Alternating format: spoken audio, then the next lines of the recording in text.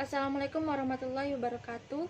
Saya Halimatus Nadiana dari kelas A ingin menyampaikan pendapat saya tentang apakah hak dan kewajiban yang diatur di dalam Undang-Undang Dasar 1945 sudah terlaksanakan dengan baik.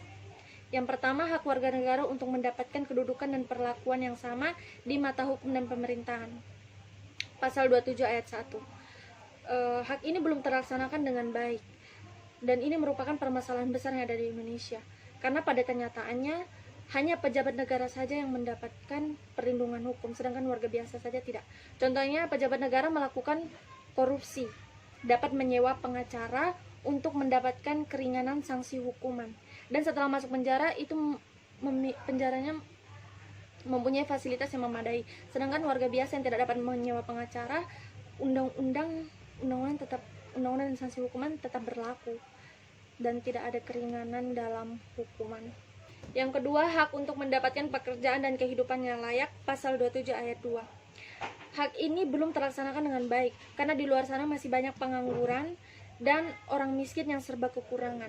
Walaupun pemerintah sudah membagikan sembako, tetapi sembako itu tidak terbagi secara merata.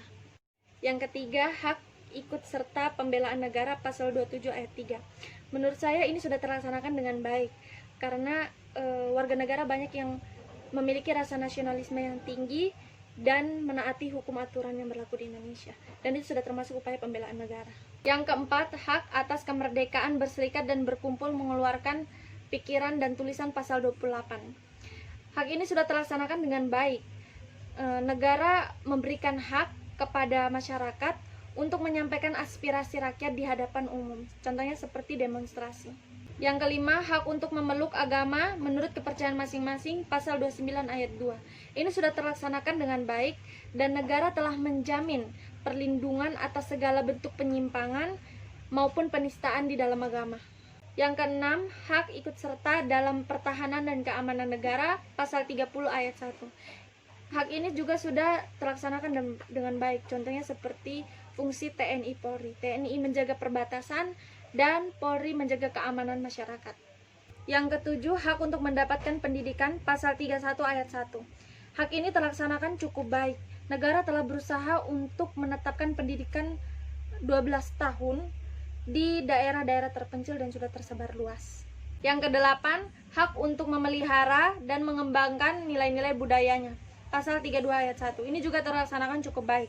Contohnya, banyak warga negara yang menunjukkan tarian tradisional ke budaya luar.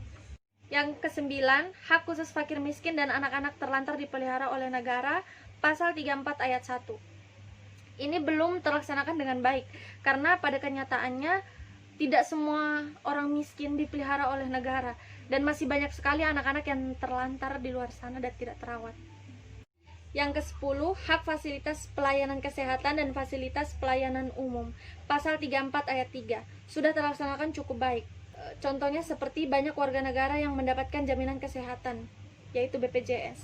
Dan untuk contoh pelayanan umum, itu seperti pemerintah menyediakan sarana atau prasarana untuk kepentingan bersama.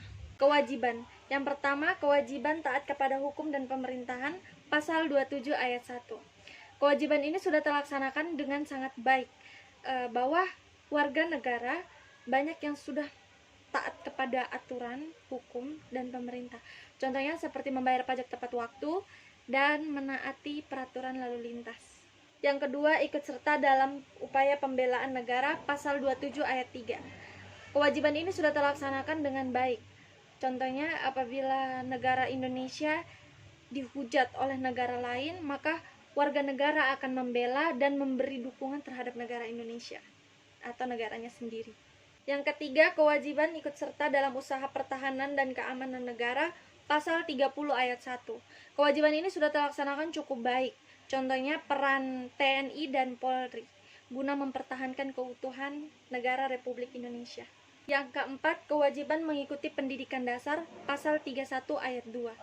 Kewajiban ini terlaksanakan dengan sangat baik dan pemerintah mewajibkan belajar SD untuk naik ke jenjang yang lebih tinggi. Dan pemerintah juga sudah menyiapkan sekolah-sekolah dasar di daerah terpencil maupun kota. Sekian pendapat dari saya. Wassalamualaikum warahmatullahi wabarakatuh.